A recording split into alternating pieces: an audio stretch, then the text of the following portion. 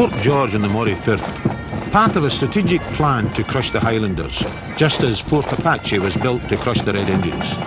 Its classical beauty surprised me until I found that it was designed and built by the Adam family, Scotland's greatest 18th century architects. In its day, this was among the most advanced military technology in the world, aimed primarily against the Scots. Angus Ferry told me how it worked. What they were looking for was two things. One was a large garrison where they could put something like 2,000 men and make it really strongly defended with cannon so that any Jacobite threat could not attack it. The other thing they were looking for was to prevent French or Spanish ships reinforcing a Jacobite rising and bringing in men and guns and gold and weapons. And if you could stop ships reaching Inverness Harbour by blocking the Firth at the Ardashir Point, it worked just as well as putting the fort down at the mouth of Inverness Harbour. And that's why they selected the point of Ardashir. And as you can see, the fort is 42.5 acres. This enormously strong eastern defences based on two bastions and the ditch and the outer works was quite strong enough to prevent any Jacobite threat coming in from the land. And this is all the rampart here. Great big ditch here, mainly to protect this curtain wall here, but you could flood it up to about 6 feet. And in the inside, he put the garrison buildings. The buildings would take about 2,500 men. It took 22 years to build, from 1748 to 1769, by which time, of course, the Jacobite threat had vanished, and so it has never actually been attacked or under any threat at all, because the Jacobite threat had evaporated. But it's been a military garrison from that day until the present day, when there's an infantry battalion in garrison.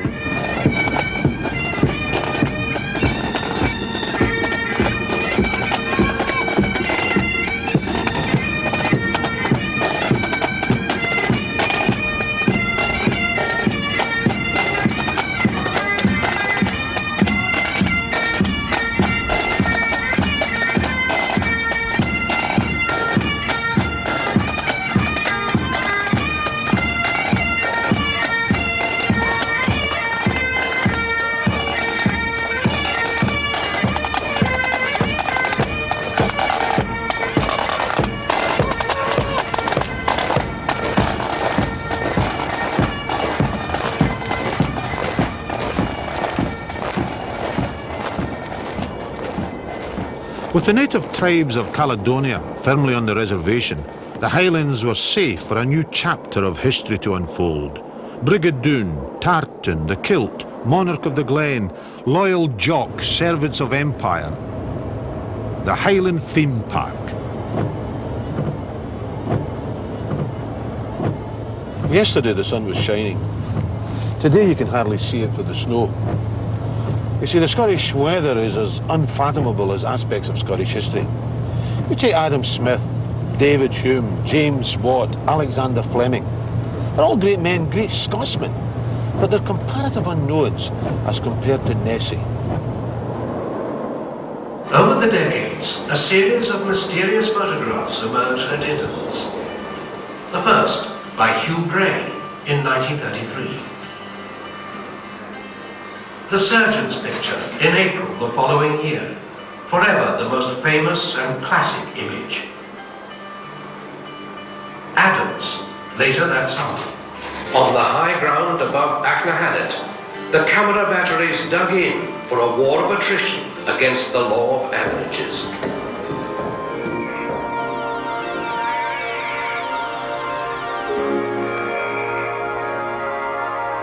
And sure enough, shapes did appear to be present beyond the silt.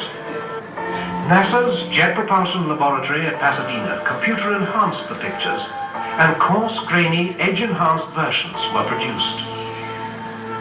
Academy photographic expert Charles Wyckoff then superimposed several enhanced versions of the same picture over the original to produce the picture shown here.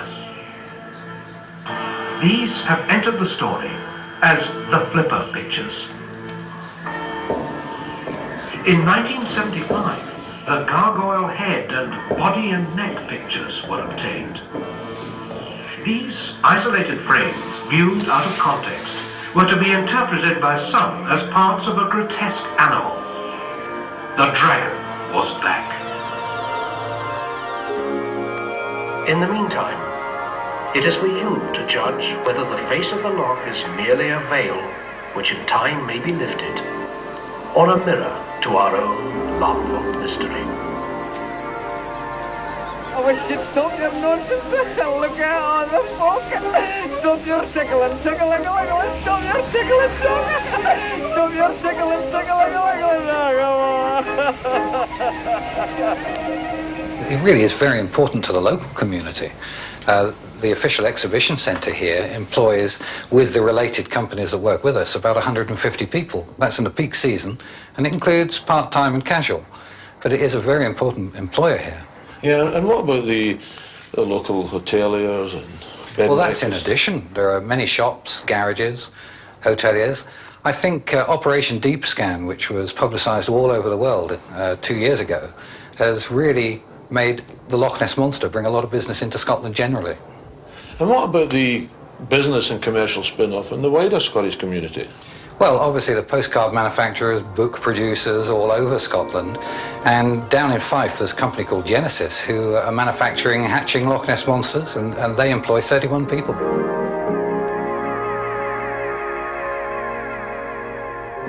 If I said I believe in it, you'd say, well, I have to say that. But really, I do think there's something in Loch Ness. It may not be the popular conception of Loch Ness Monsters, but I do believe there's something large in Loch Ness. And I hope the researchers can find out what it is. By strange coincidence, the first modern sightings of the monster were in 1933, the year a road big enough to take a tourist coach was built along the loch side. By the following year, movies were being made about Nessie.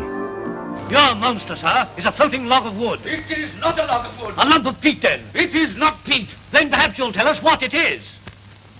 Gentlemen, to the best of my knowledge and belief, the monster which is haunting the waters of Loch Ness is nothing more or less than a reptilian survival of prehistoric ages. A giant dinosaur, Diplodocus. A what? A Dinosaur, sir.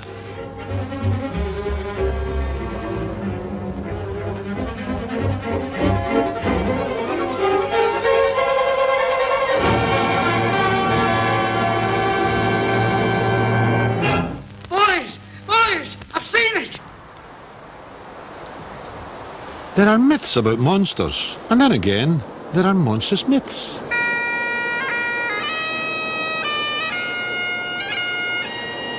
Bonnie Prince Charlie is lionised in Scottish folklore and Scottish mythology as a kind of daredevil, buccaneering type. A noble, decent-minded chap. But in reality, he was a one-man disaster area who probably caused more damage to the Highlands than any other single individual.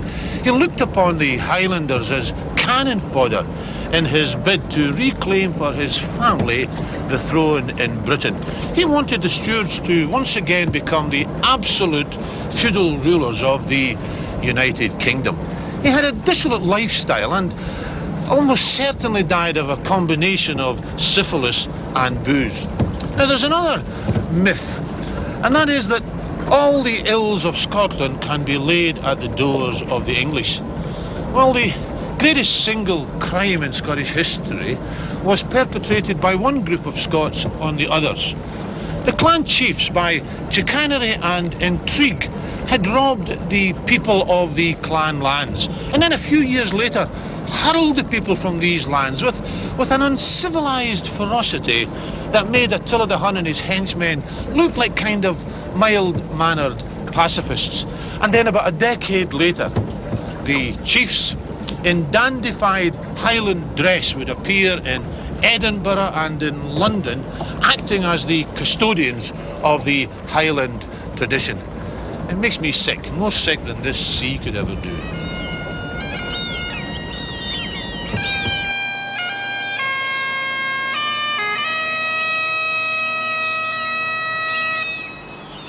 I've always been more interested in Scottishness than clannishness, and couldn't help wondering about this setup, the Clan Donald Centre in Skye.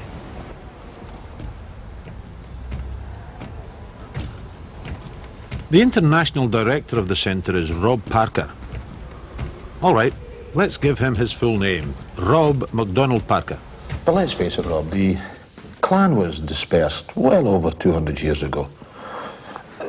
I work and have worked beside Donalds and MacDonalds, and I reckon they'd more in common with me than they've got with some Donald or MacDonald that they don't know about that might come from the other side of the planet. So what's the relevance of clan societies and clans? Well, Jimmy, I think you're right when you say that the Donalds that you worked with were probably dispersed themselves at some time or another, so they've maybe lost part of the feeling of being Highland. But the people who went overseas have kept this, behold the Hebrides, have kept this feeling in their heart that there's a magic country back here. And this has been set up, Clan Donald Centre has been set up as a focal point for this, for the history and the activity of the clan. And it's a place for the clansmen who are overseas and in Scotland to come to, a place where this is their home. And this place was bought by the clan. I mean, this money was raised by sending the Fiery Cross throughout the world to raise money to buy the place. So it's owned and operated by the clansmen of Clan Donald. You say the ones that went abroad have this romantic version of what life was like. But life wasn't what they imagined, was it? I think they fully understand that particularly the clearance period is one of the parts of Scotland's history where we're not proud of what happened. When I say we, I mean the hierarchy of the clan were not proud of what happened at that particular time. But we must remember the glorious years that went before that. And we must tell the clansmen, whether they're MacDonalds or McKinnons or MacLean, that there was a culture here, there was something that was beautiful, and there was a sophisticated society, there was a parliament. Things were, while they were still beating on each other's heads, I'm sure, at the turn of a hat, there still was a culture. We were not hairy Highlanders running out the heather with bare feet and red beards. We did have a system, and it did work. But do you have the facilities here, the provisions here, for genuine academic study about the Highland cultures and what went wrong? One of the things that we did last year was we purchased another building which we're at this present time converting into a library and study centre. And we probably have one of the finest libraries in the Western Highlands at the moment. Plus, last year we purchased a massive Jacobite collection. This will be a place for people not only to come and visit and feel the romance of the Highlands and read the story of the Gael, but actually come and read and study and learn about it. And this will come here at the Clan Donald Centre. This is one of our letting suites, Jimmy. We have 2 suites and 6 self-catering cottages. You know, there's a MacDonald from America who rents this on a kind of permanent basis, doesn't he? Yes, Mr. MacDonald, he's our chief executive, he's chairman of the executive committee. He actually rents this. He comes over about 4 times a year, spends a weekend here. And he takes some extra nights that he gives to his friends and encourages them to come to Scotland, in particular come to the Clan Donald Centre.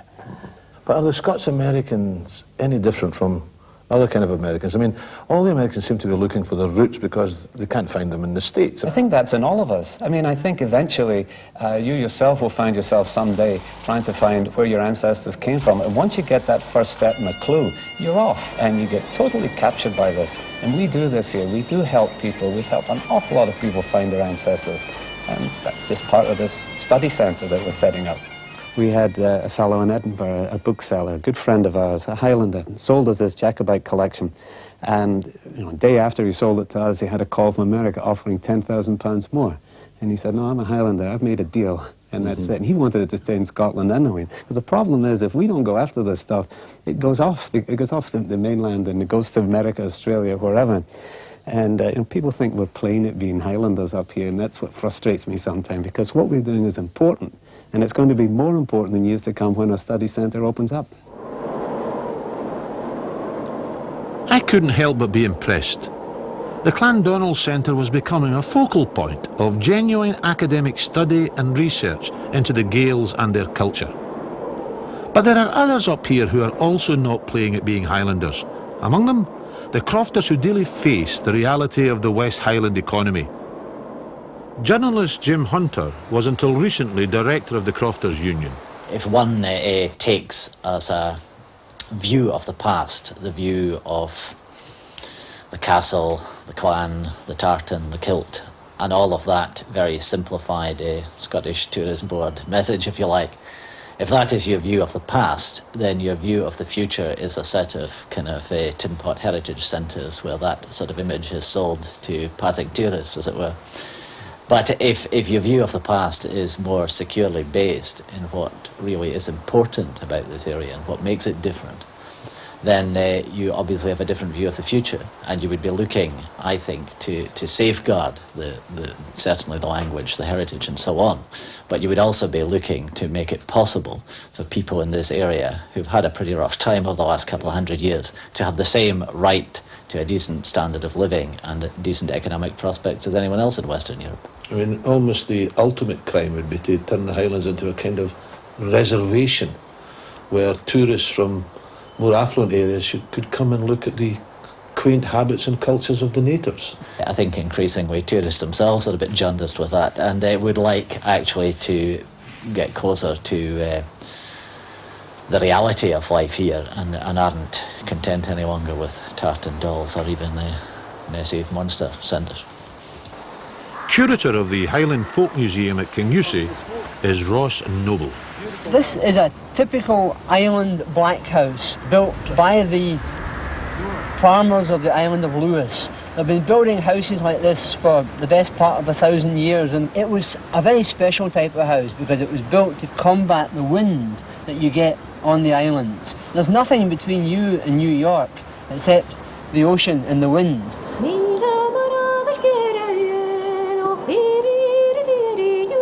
At one end you've got the cattle, the 2 or 3 milk cows. In here you would have cooked, you'd have eaten, you'd have slept. Mum and Dad would have been in the box bed and the kids would have been on mats on the floor, palliasses on the floor. And then through the room was what was called the good room, or ben the hoose, it's often called in Scotland. Ben is an old word which actually means furthest away from the door. So ben the hoose is the part right away from the front door, the inner sanctum as it were. And that's where women in childbirth would have gone, where you would have gone on the first night of your marriage in your husband's house with your in-laws all sitting here waiting to see whether or not you were a virgin, because if you weren't, the marriage was off. And of course the best party of your life was held where you were lying through there cold during the wake. So that room was used for the ceremonial, the comings and goings of life. The rest of the time, it's where you kept your tatties. This sort of house, as you'll see, has virtually no chimney, and that's because this smoke that we're kippering in at the moment was actually important as part of the process of making their food. You hung your fish on the rafters, you hung, if you had any hams to hang, you hung your hams up there, or even a bit of mutton to smoke. You used the soot eventually as potash. You took your thatch off every other year and put it onto the tatty patch, and it was pure potash. So you're sitting here making your fertiliser. The whole house is part of the economic system. Unfortunately, in the middle part of the 19th century, a lot of that stopped. The clearances, people were moved into situations where they didn't have their old arable anymore. They couldn't grow enough oats. They were not fully dependent on their own agriculture. And not only that, but their beasts, their sheep, were all being sold. Where?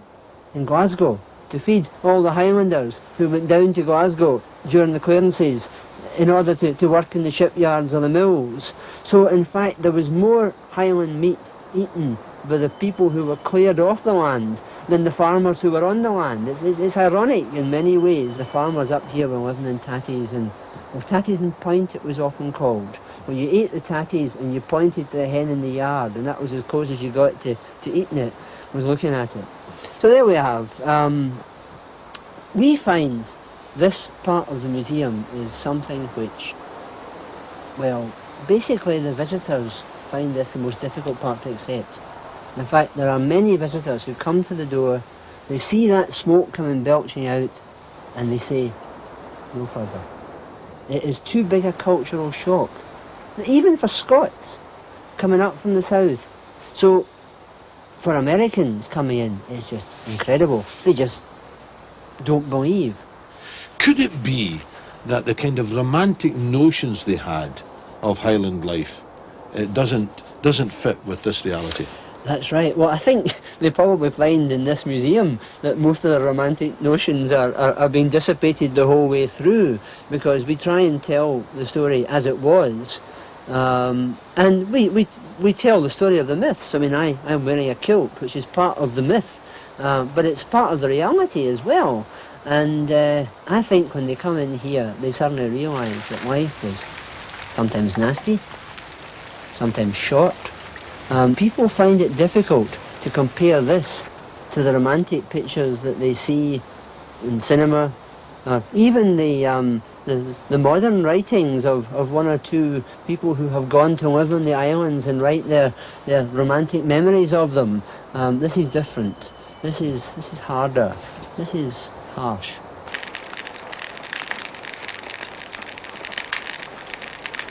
In the immediate aftermath of Culloden, the Highlanders' way of life, his economy, his culture, were all devastated by what could only be described as a vicious genocidal onslaught. The clan names were banned, the Gaelic language was banned, the Highlander was pushed into military service on behalf of those who butchered his people. It was a premeditated exercise in callousness that the world was not to see until about 100 years later, when the white settlers in the American West applied precisely the same tactics to subjugate and tame the North American Indian. And then some years after Culloden, something happened which takes some beating as a kind of example of brazen hypocrisy. The aristocrats and courtiers of the South suddenly rediscovered the Highlands and the Highlander, and they had a romanticised concept of his and his family's idyllic life. And this spawned Laudersville. It spawned a kind of "Sa brobrich moonlich nicht de nicht, porridge in your sporn and a caber up your kilt" kind of joke stage Scotsman.